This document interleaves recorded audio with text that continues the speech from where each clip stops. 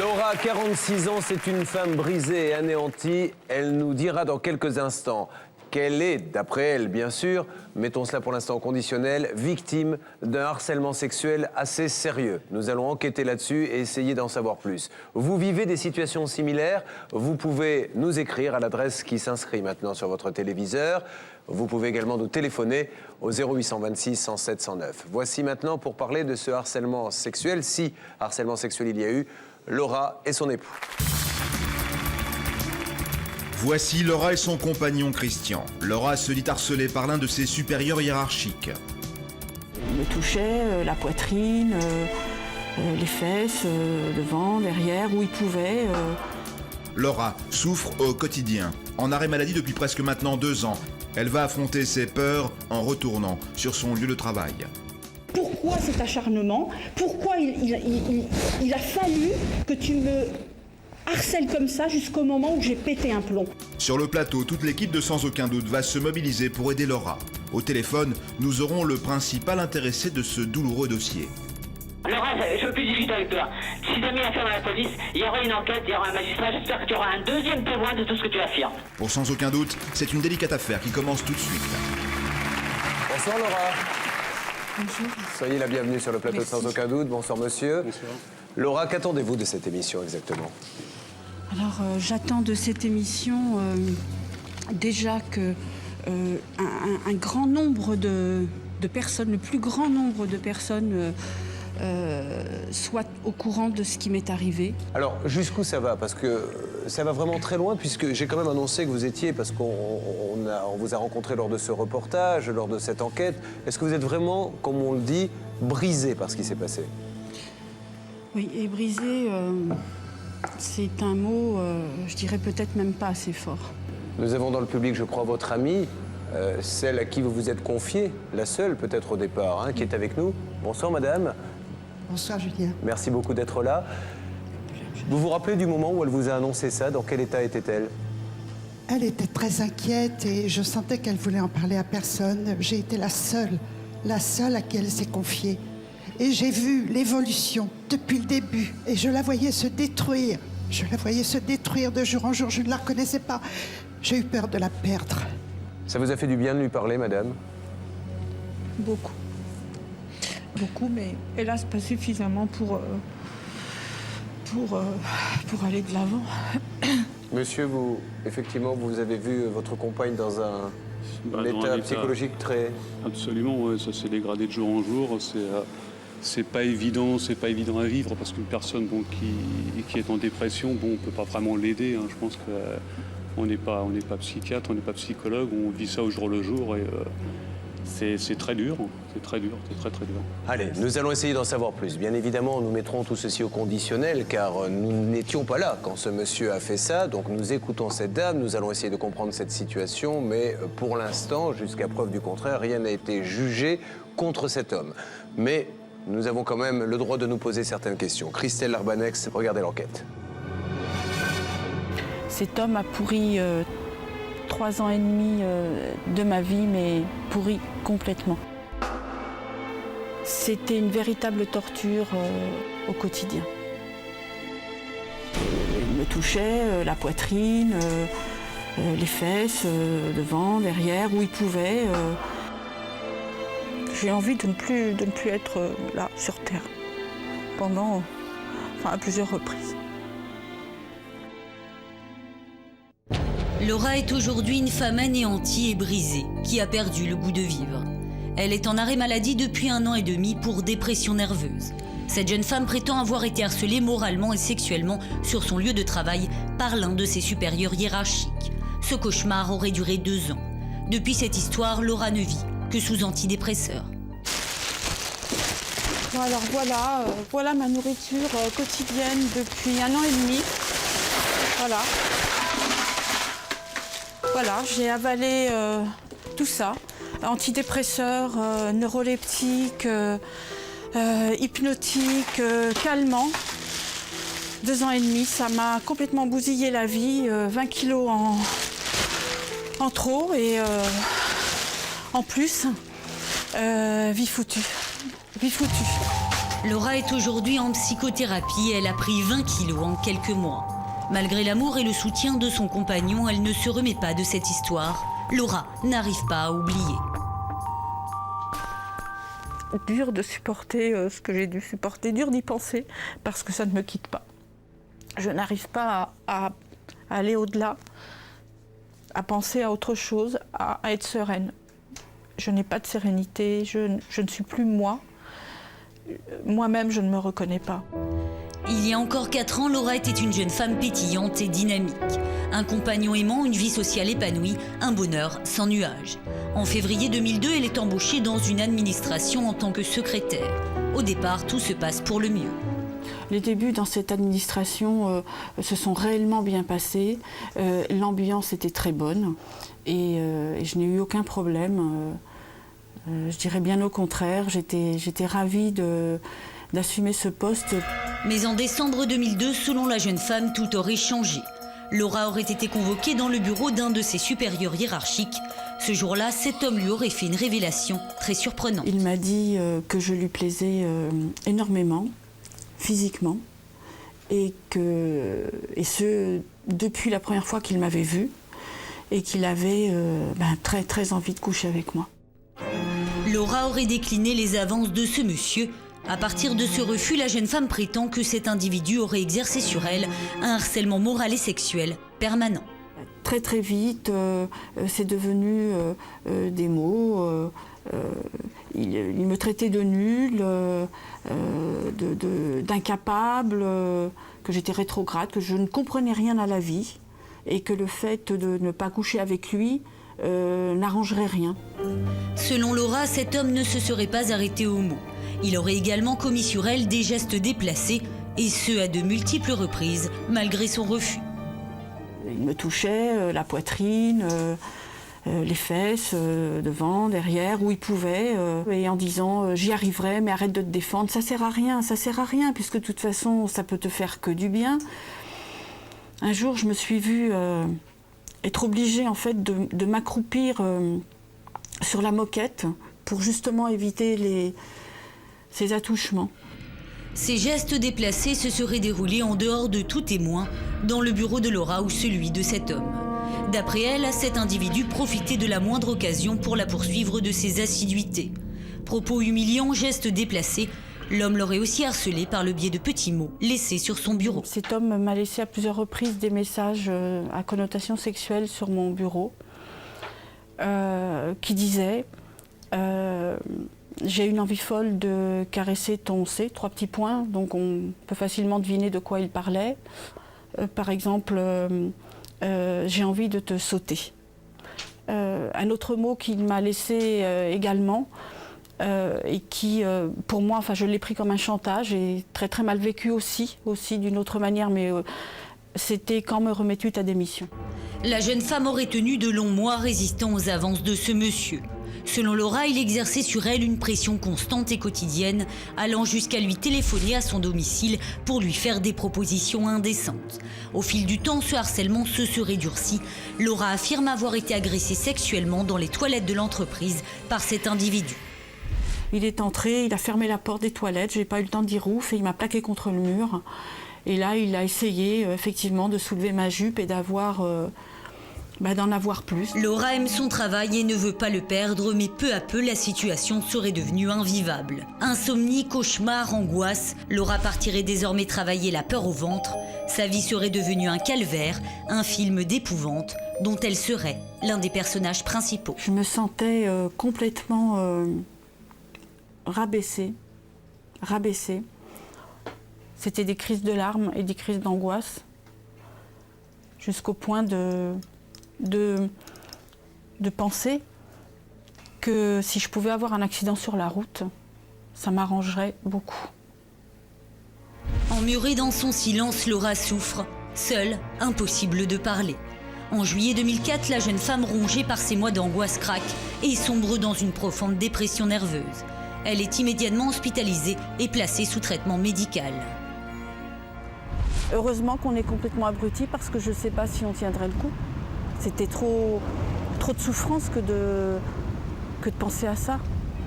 Laura, traumatisée, ne retournera pas travailler. Soutenue par son compagnon, elle trouvera le courage de déposer une main courante et même une plainte le 24 mars 2006 pour agression sexuelle et harcèlement. Le 1er avril, elle adresse une lettre recommandée à sa direction, l'informant de la situation. Dans son combat, Laura est soutenue par cette jeune femme. Elle a travaillé dans la même entreprise qu'elle et aurait été témoin de certains faits. Alors c'était un comportement irrespectueux par moment où il l'humiliait, qu'il y ait du monde ou qu'il n'y ait pas de monde. Ça lui est arrivé de dire certains mots, de lui crier dans le couloir qu'elle était bonne à rien, qu'elle savait rien faire. Aujourd'hui, Laura a décidé de surmonter ses craintes. Elle veut parler face à face avec cet homme. Direction son lieu de travail, la tension monte. Cette rencontre, je l'appréhende, mais je sais que de toute façon, c'est la seule chose qui me fera exorciser. Par chance, l'homme que Laura accuse de harcèlement est présent ce jour-là. Je veux que tu m'expliques pourquoi cet acharnement, pourquoi il a fallu que tu me harcèles comme ça jusqu'au moment où j'ai pété un plomb. Et pendant des mois, je t'ai demandé d'arrêter. Et je t'ai même dit, je tiens à mon travail, arrête. Tu m'as fait beaucoup de tort. Bon, est-ce qu'on peut voir les choses calmement? Eh bien, j'espère. Je me sens malheureux parce que je t'aimais bien et je me sens très malheureux. Eh bien, j'espère. Et je souffre, et tu peux pas le savoir, mais je souffre aussi autant. Tu souffres? Je souffre, bien sûr, je suis pas loin d'une dépression comme toi, pareil. Tu m'as démoli. Tu sais ce que c'est démolir quelqu'un? J'ai bien compris. Tu sais ce que c'est, mon sang de bois? Je l'entends, moi. Tu l'entends un peu tard. Putain, mais qu'est-ce que... Tu pouvais pas réagir plus tôt et dire, bon, elle veut pas de moi, j'arrête, non? J'ai mal jugé les conséquences de ce que je pouvais te dire et qui pouvait te faire du mal. J'ai mal jugé ça, je t'ai mal jugé, et donc je manque de perspicacité et de jugement. Excuse-moi. Je sais pas. Là, l'excuse, non, je crois pas.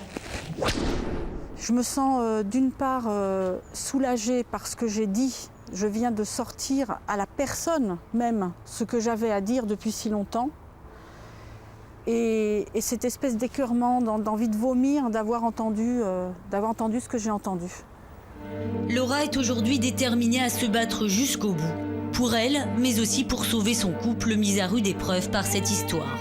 Christian, son compagnon, supporte depuis le début sa souffrance, son mal-être. Alors, depuis 2 ans, on a une vie qui a complètement changé. C'est pas une vie de couple normale. Sur tous les plans, notre vie a changé. Moralement, oui, j'ai été atteint, c'est sûr. Il y a des jours où ça va pas du tout. J'ai été obligé de prendre des calmants, des tranquillisants pour supporter la situation. À l'heure actuelle, il n'y a aucun jugement concernant cette affaire. Pour l'instant, cet homme est considéré innocent. La jeune femme sait que sa reconstruction sera longue et difficile. Les cauchemars ne disparaîtront pas du jour au lendemain, les angoisses non plus. Mais Laura veut guérir et pour y arriver, elle demande réparation. Pour moi, il est primordial que cet homme soit sanctionné. Je sens que pour moi, c'est le seul moyen de me reconstruire. Je n'en vois pas d'autre. Le reportage est signé Christelle Larbanex pour cette émission. Alors Loïc Squarnec, vous êtes spécialiste donc du harcèlement, et vous avez une association, SOS Harcèlement Moral Stop, une association à but non lucratif, nous le précisons. Là, ce qu'il y a de nouveau par rapport aux différents cas que nous avons traités dans cette émission avec vous, c'est qu'il y a quand même ces écrits. Est-ce que ça a vraiment une valeur, le fait que si c'est l'écriture de ce monsieur, le fait qu'elle soit consignée sur un papier? J'irais vous le dire, Julien, dans la mesure où c'est l'écriture de ce monsieur, c'est la reconnaissance implicite par un moyen de preuve que ce monsieur a des comportements ou a des mots à caractère sexuel. Donc il ne pourra pas le nier. Maître Fellono, on est d'accord aussi pour dire que si un employé demande à une de ses collègues « veux-tu dîner avec moi » ou « j'ai envie de coucher avec toi », si c'est demandé, on va dire, gentiment et qu'il n'y a pas de suite, on n'est pas dans le cas du harcèlement. Mais à partir du moment où il y a des petits papiers à répétition, c'est là où on bascule dans la dénomination du harcèlement. Le harcèlement, c'est justement la répétition qui vous mène à bout. Ce n'est pas une proposition qui peut être tout à fait naturelle. On tente sa chance. Après tout, on peut avoir une attirance pour quelqu'un. On a tenté sa chance, on s'est opposé à un refus. C'est terminé. Mais nous souhaitons aujourd'hui qu'une enquête commence, que l'on puisse enfin savoir la vérité, parce que pour l'instant, rien ne se passe. Pénalement, Maître Novakovic, monsieur risque quoi? Et effectivement, au pénal, ce genre de petits papiers écrits, ce sont vraiment des preuves que le juge va pouvoir ordonner de faire une analyse graphologique? Tout à fait, Julien, parce qu'en matière pénale, ce sont des faisceaux d'indices qui comptent. Donc là, il n'y a pas de problème dans ce dossier. Tous les faisceaux d'indices y sont, même des preuves écrites. Il peut être condamné parce que le harcèlement moral au travail et sexuel est condamné par la loi du 17 janvier 2002. 15 000 €, 1 an d'emprisonnement. Et dans les cas les plus graves, l'employeur peut être condamné également pour non-assistance à personne en danger. Et là aussi, la peine est très lourde, donc l'employeur également doit être averti de ses devoirs. Je crois qu'il est grand temps maintenant d'essayer d'en savoir plus et de donner la parole à la personne incriminée afin qu'elle puisse nous donner sa vérité, sa version des faits, bien évidemment. Elle est tout à fait en droit de nier tout ce que nous dit madame aujourd'hui sur ce plateau. Voici le premier appel. En ligne, le présumé harceleur de Laura, qui serait l'un de ses supérieurs hiérarchiques. Julien Courbet lui explique notre démarche. Nous souhaitons qu'il puisse répondre des accusations qui sont portées contre lui. Je ne veux pas répondre à ce genre de choses, écoutez, c'est complètement ridicule. Vous pouvez simplement me dire que vous n'êtes pas du tout d'accord... Bien entendu. Ça ne correspond absolument à rien. Bien. Parce qu'elle nous dit qu'il y aurait des petits mots qui auraient été écrits. Non mais écoutez, venez faire vous-même l'enquête. C'est libre, c'est un établissement public. Vous venez enquêter, vous interrogez tous les salariés, vous verrez bien. Non mais est-ce que vous avez écrit des mots ou pas, monsieur? Parce que je les ai, les mots. Eh ben écoutez, mais c'est hors de son contexte. C'est-à-dire? Ça correspond à rien, je vous assure que ça correspond à rien. Mais est-ce que vous avez déposé... Non, je veux bien vous croire, monsieur, je comprends tout à fait, mais est-ce que ces mots-là, vous les avez déposés sur son bureau? C'est possible, mais c'est dans un contexte totalement différent. Qu'est-ce que vous appelez un contexte différent? Elle me harcelait. Alors, on peut toujours renverser le problème. Bien sûr, mais est-ce qu'elle vous a laissé des mots écrits? Non, pas des mots écrits. Mais alors, racontez-nous, parce que c'est... Non, mais ça, c'est important ce que vous nous dites, monsieur. Au téléphone, et j'ai pas envie de parler de ça, s'il vous plaît. Mais si elle vous a harcelé, monsieur, il faut nous le dire, parce que ça change tout au dossier. Bah écoutez, qu'elle porte plainte, Ah, c'est fait, elle l'a fait, ça. Bon, bah tant mieux. Est-ce que vous-même, vous avez porté plainte contre elle? Bah je verrai, pour le moment, j'ai pas été contacté par personne. C'est vous êtes le premier à me contacter. Non mais attendez, vous, par rapport au fait qu'elle vous ait harcelé, elle... Oui. Vous avez... Il faut alors, attendez, je suis grand, elle a 47 ans, j'en ai... Je règle mes problèmes tout seul. J'ai besoin de personne. Non, mais attendez. Laura, allez-y. Eh bien, je suis désolée, j'ai malheureusement besoin de personnes. Maintenant, j'arrête ça, Laura. S'il te plaît, on va aller devant la justice, d'accord? Oui. C'est OK? Dites-moi simplement, monsieur, je ne vous embête pas quand vous dites que c'est hors contexte. Ça veut dire quoi, ces mots? Hors contexte, c'est très simple. Moi, je suis très direct, très franc, et je ne me retranche pas derrière un harcèlement, etc. On peut avoir envie d'une personne, on lui dit clairement. Qu'est-ce qu'elle m'a répondu? Qu'est-ce que tu me proposes? Elle voulait que je me marie avec elle, ça va bien, oui? C'est-à-dire que le jour où vous lui avez demandé si elle était d'accord pour avoir une relation avec vous... Comme deux adultes peuvent le faire, sans problème. Bon, elle m'a dit, qu'est-ce que tu me proposes? Ok, mais ça, à la rigueur, vous lui demandez, c'est tout à fait votre droit, voilà, est-ce que tu veux coucher avec moi? Et elle vous dit, qu'est-ce que tu me proposes? Dans ces cas-là, qu'est-ce que vous lui avez répondu? Bah j'ai rien répondu, qu'est-ce que vous voulez que je lui propose? Et ça s'est arrêté là? Bah oui. Et alors pourquoi y a-t-il eu des mots après? Non mais attendez, ça peut être avant, ça peut être après. C'est un truc complètement aberrant. Je sais pas ce qu'elle veut exactement. Et alors pourquoi y a-t-il un mot sur lequel il est marqué quand est-ce que tu donnes ta démission? Ça n'a rien à voir avec votre histoire d'amour. Ah, j'ai jamais écrit ça. J'ai jamais écrit ça. Ah, on l'a, il est entre les mains de la police, le mot, on l'a vu. Ah bah écoutez, j'ai jamais écrit ça. Donc vous êtes d'accord pour qu'il y ait une analyse graphologique pour qu'on vérifie si c'est... Bon, vous n'avez jamais écrit ça? Jamais. Bon, bah écoutez, ça c'est important. Donc vous, monsieur, aujourd'hui, afin qu'on ne dise pas de bêtises, vous nous dites que, vous niez avoir eu une sorte de harcèlement bien sur entendu, elle, bien entendu, des gestes déplacés, jamais. Elle m'a invité à déjeuner. On a déjeuné des dizaines de fois en tête-à-tête, monsieur. Des dizaines de fois. Et elle m'a invité à déjeuner, elle a payé avec sa carte bleue dans un restaurant avec un feu de cheminée et des tentures rouges que je connais même pas où c'est. Non mais ça va bien, oui? Dis donc, excuse-moi, mais... Non, ça commence à bien faire, Laura. Non, Laura, je veux plus discuter avec toi. Si t'as mis affaire à la police, il y aura une enquête, il y aura un magistrat. J'espère que tu auras un deuxième témoin de tout ce que tu affirmes. Moi, je vais t'attaquer et je vais te demander des indemnités pour tout ce que tu fais contre moi. Ah bah pourquoi pas, oui. Parce que tu m'en as pas fait suffisamment. Non, il n'y a pas de souci, il n'y a pas de souci, Laura. Il n'y a pas de souci. Monsieur, il n'y a jamais eu d'attouchement, hein? Bon. Malheureusement, notre interlocuteur n'a pas souhaité s'exprimer sur cette question des attouchements. Nous le regrettons. De toute façon, bon, il ne fallait pas s'attendre à... Évidemment, c'est très rare quand on appelle quelqu'un dans une situation pareille et qu'il reconnaisse les faits de A jusqu'à Z. Alors, pour ça, vous niez l'avoir harcelé, bien évidemment. Sur cette histoire de restaurant avec un feu de cheminée, ça vous dit quelque chose? Ça ne me dit rien. Alors, troisième point, il dit que lorsqu'il vous a proposé de coucher avec vous, vous lui avez dit, grosso modo, et en compensation, qu'est-ce que j'aurai? Alors, je nie totalement, mais vraiment totalement ces faits. Je n'ai jamais agi comme ça. La première réaction, c'est éventuellement une réaction physique. On n'a qu'une envie, c'est d'aller lui sauter à la gorge à cet homme. Et bon, et puis on réfléchit, on essaie d'être un peu plus intelligent. Mais quand on voit sa femme dépérir de jour en jour, bon, même l'amour, on va dire, ne suffit pas, quoi. Ne suffit pas à l'aider, quoi. C'est très très dur. Alors quand on se sent impuissant, bon, on a besoin d'aide aussi. Nous allons maintenant essayer d'en parler aux responsables de la société pour voir ce qu'ils comptent faire. C'est parti, la régie fait le numéro. Nous nous tournons maintenant vers le président. Laura lui a récemment fait parvenir un courrier pour lui faire part de son douloureux problème. Nous souhaitons savoir ce que le président compte faire. Bah écoutez, moi d'abord, j'ai appelé donc Laura en question, compte tenu de son courrier, et je dois la recevoir la semaine prochaine.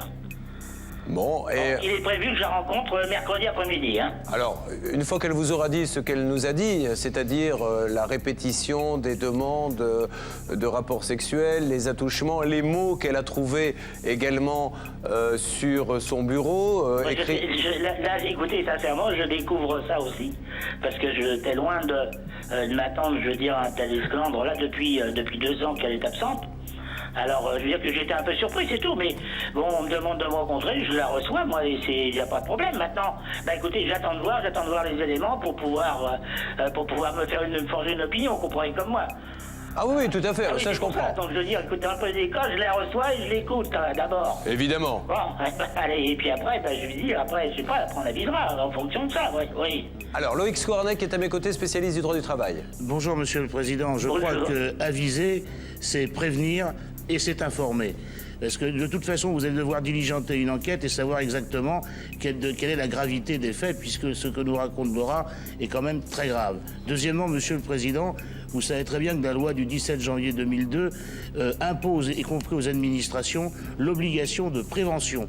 Oui. Hein, c'est l'article 6 quinquies de la loi 634 du 13 juillet 83. Oui. Donc, je vous demanderai, Monsieur le Président, de bien vouloir mettre en place cette prévention, d'informer le personnel. Ça a déjà été fait. Hein. Ça a déjà été fait, mais oui. Je crois qu'une piqûre de rappel pourrait être bonne, la preuve, Monsieur le Président. Oui. Et je crois qu'il faut rappeler aussi le principe de la dignité. Chacun a le droit à la dignité, et ça, c'est quelque chose d'extrêmement important. Oui. Mais elle a été faite, bien entendu, en son temps. Ben oui. Alors... Elle a été faite, hein, bien entendu. Oui. Laura, qu'est-ce que vous avez envie de dire à ce monsieur? Qu'est-ce que vous attendez de lui aujourd'hui?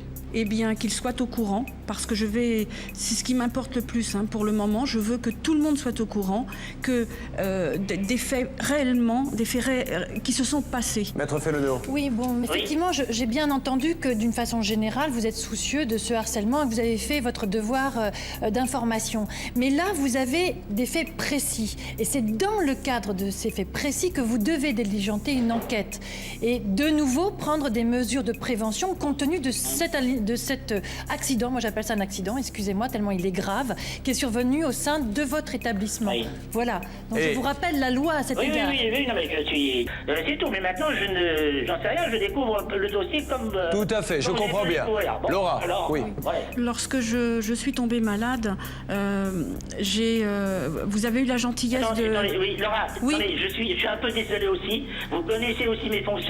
J'ai le directeur régional du commerce et de l'artisanat qui vient d'arriver, avec lequel j'ai rendez-vous. D'accord. Donc là aussi, je suis obligé. Bon, d'accord. Malgré tout, j'ai aussi quelques obligations ce matin. Là. On va vous laisser tranquille, monsieur, puis on essaiera peut-être de se reparler après votre entretien, que vous nous disiez ce que vous pensez des différents éléments qu'elle vous a amenés. D'accord. Merci beaucoup, monsieur. Voilà. Je vous en prie. Au revoir. Au revoir. Au revoir.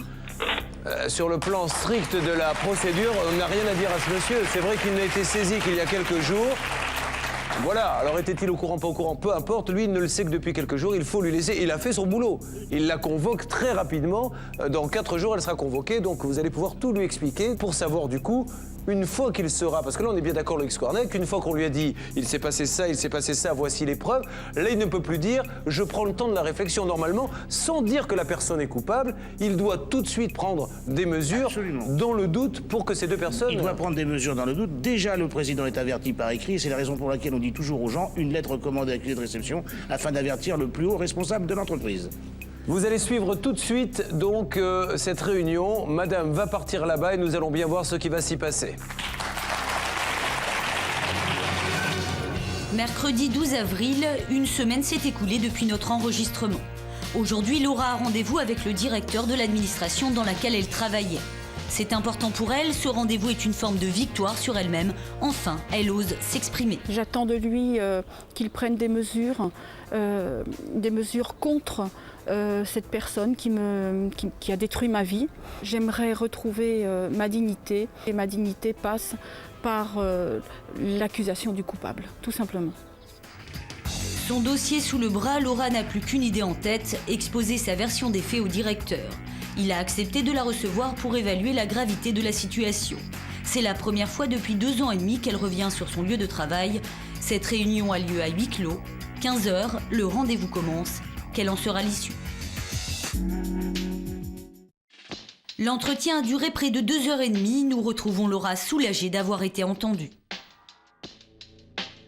Elle m'a écouté très attentivement. Cet entretien, j'aurais souhaité l'avoir juste quand je me suis arrêtée de travailler. Malheureusement, ça ne s'est pas fait. Je le fais aujourd'hui, mais je suis soulagée, on va dire soulagée de l'avoir fait et contente d'avoir eu cette force. Avant d'agir, le directeur de cette administration souhaite attendre que la plainte déposée par Laura aboutisse. Si le harcèlement dont elle se dit victime est reconnu, la direction serait prête à prendre des sanctions disciplinaires contre son présumé harceleur. Je suis très satisfaite de ma démarche et de toute façon, je suis fermement décidée à aller jusqu'au bout.